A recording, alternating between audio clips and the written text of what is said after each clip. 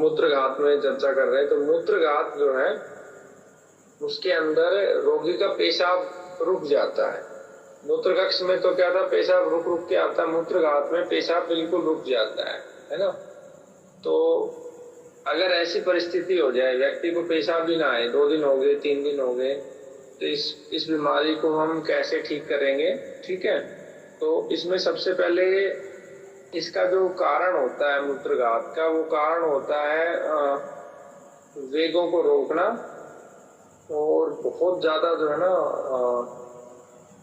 वात का बढ़ जाना, वात का डिस्टर्ब हो जाना, तो रुक्ष पदार्थों का सेवन करना और अपान वायु का एक तरीके से विकृत हो जाना और तीक्ष्ण औषधियों का सेवन करना, ये मुख्य इसके कारण है। जब ये बीमारी होती है, मूत्र जब रुक जाता है, मूत्रघात होता है, तो तीनों दोषों में वैसे प्रकोप होता है, लेकिन मुख्य रूप से वात होता है। और तीनों दोषों में प्रकोप के साथ साथ जो वस्ती प्रदेश है, इसमें वो विकृति सबसे ज्यादा होती है। मूत्रघात जो है मुख्य रूप से वात के प्रकोप के कारण होता है। अलग अलग विद्वानों ने इसे अलग अलग मत दिया है। चरक ने इसे 13 प्रकार का बताया है मूत्रघात जो है, सुश्रुत ने 12 प्रकार का और भट्ट जी ने 20 प्रकार का बताया है। तो खैर इसके प्रकार का बहुत ज्यादा रिलेवेंस नहीं है आज के समय में। इसको सरल करके अगर समझा जाए तो बेसिकली जब मूत्र आने से रुक जाए, है ना, तो आप इसे मूत्रघात कह सकते हैं। अब ऐसा पथरी की वजह से भी होता है कि अगर व्यक्ति को पथरी है तो भी ये बढ़ता है, उसका रीजन भी, पथरी भी एक इसका रीजन हो सकता है। इसके अलावा एक ऐसी परिस्थिति बनती है जहां पर अग्नि भी बहुत ज्यादा मंद हो जाती है और आपको किडनी का फंक्शन रुक जाता है, तब भी मूत्रघात होता है। अब इसका लक्षण क्या प्रकट होंगे? तो लक्षण तो इसका सरल है। सबसे पहले तो पेशाब आना ही बंद हो जाएगा, नाभि के क्षेत्र में पेट फूलना शुरू हो जाएगा, दर्द बहुत ज्यादा होगा, ठीक है, डाइजेशन अच्छा नहीं होगा, बिल्कुल खत्म हो जाएगा। ये मुख्य इसके लक्षण है। हम इसके अगर 13-14 प्रकार में घुसते हैं तो बहुत ज्यादा उसमें क्लैरिटी भी नहीं होगी, समझना भी बहुत मुश्किल है। अब ऐसा अगर हो जाए किसी पेशेंट को, इसके अलावा एक और भी कारण हो सकता है इसका कि जब आपका ब्लैडर के अंदर कोई गांठ हो जाएगी मूत्रघात के अलावा, तब भी पेशाब रुक जाता है। गांठ का साइज अगर बहुत बड़ा होता है तो भी रुक जाता है पेशाब। तो खैर अब हम सामान्य जो मूत्रघात है उसके ट्रीटमेंट के बारे में पढ़ेंगे। तो इसमें हम क्या प्रयोग कर सकते हैं औषधियों के रूप में? औषधियों के रूप में सबसे पहले हम रस की बात करें तो इसमें चंद्रकला रस बहुत अच्छे से काम करता है। उसके बाद शिलाजीत इसमें बहुत अच्छे से, श्वेत परपटी को पेशाब के लिए बहुत अच्छी है, और तारकेश्वर रस आता है एक, ये मुख्य रूप से काम करते हैं। इसके अलावा इसके अंदर जो है दोपसुरवापी गूगल भी काम करता है। अब अगर एक पेशेंट आपके पास आ जाता है और उसको ये प्रॉब्लम है, तो हम क्या ट्रीटमेंट उसको दें, कैसे औषधियों का सिलेक्शन करें? तो उसमें हम क्या कर सकते हैं, 250 मिलीग्राम जो है मूत्र चंद्रकला रस ले सकते हैं 250 मिलीग्राम। श्वेत परपटी ले लेंगे 500 मिलीग्राम, और वटी के रूप में पुनर्नवा मंडूर ले लेंगे 500 मिलीग्राम, परवाल पिष्टी ले लेंगे 500 मिलीग्राम। इन सभी औषधियों का सेवन करवाएंगे दिन में 2 बार शहद के साथ।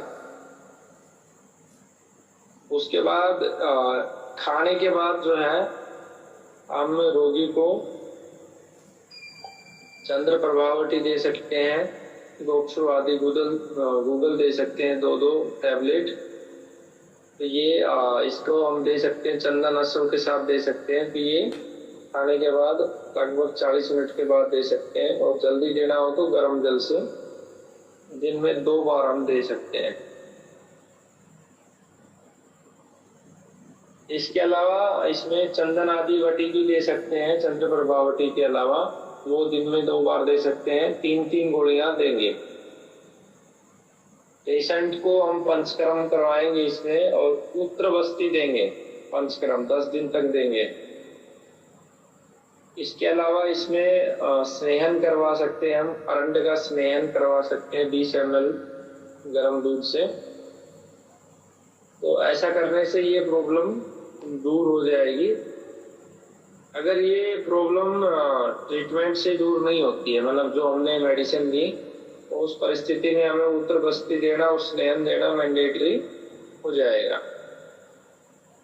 ज्यादा लंबे समय तक हम केवल औषधियों पे नहीं रह सकते। अगर पेशेंट है तो हमें पेशेंट का फिर अल्ट्रासाउंड वगैरह करवा के ये भी देखना होता है कि कहाँ पर मुख्य रूप से प्रॉब्लम है।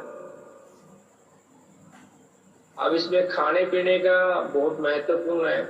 तो खाने में हमें जो मूत्र का प्रभाव बढ़ाए, किडनी का जो फंक्शन इंप्रूव करे, है ना, और हमारे यूरिन ब्लैडर को जो स्ट्रेंथ दे, वो चीजें हमें ज्यादा शामिल करनी है।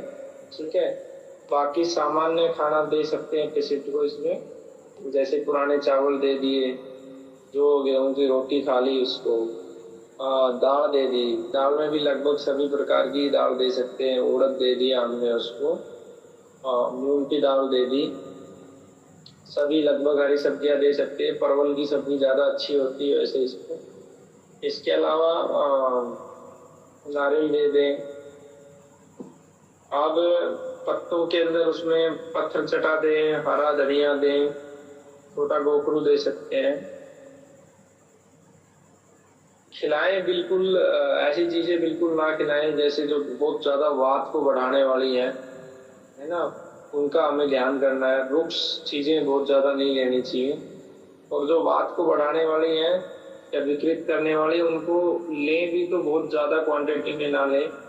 लेकिन पेशेंट को ये देख लें कि भाई पेशाब तो रुक गया, तो वात क्या संतुलित है। कई बार ऐसा एक्सेप्शन भी मिलेगा, वात संतुलित होगा पेशेंट का ना, वो केस टू केस आपको उनकी इसी प्रकार के सारे केस नहीं मिलेंगे। क्योंकि ये सब जो निर्दोष और मुख्य रूप से वात की विकृति का जो केस है, ये केस कब के बने हुए हैं? ये केस बने 5000 साल पहले इनका लिखा गया है, चरक जी ने लिखा शिशु। आज के समय में लोगों के डीएनए में बहुत ज्यादा परिवर्तन आ चुका है, तो हो सकता है कुछ केस ऐसे भी मिले जहाँ वात आपको ठीक सा लग रहा हो, तो फिर उसी के अनुसार आप जो है भोजन को भी सेलेक्ट करेंगे। तो और बहुत ज्यादा मिर्च मसाले वाली चीजें, चटपटी चीजें नहीं देनी है। जो भोजन शरीर में बहुत ज्यादा जलन पैदा करता है, वो भोजन नहीं देना है। बहुत ज्यादा व्यायाम नहीं करवाना है, और वेग बिल्कुल नहीं रुकवाने हैं। और इस दौरान मैथुन की प्रक्रिया जो है वो रुकवा देनी है हमें पेशेंट से। तो ऐसा करने से लगभग ये समस्या दूर हो जाएगी।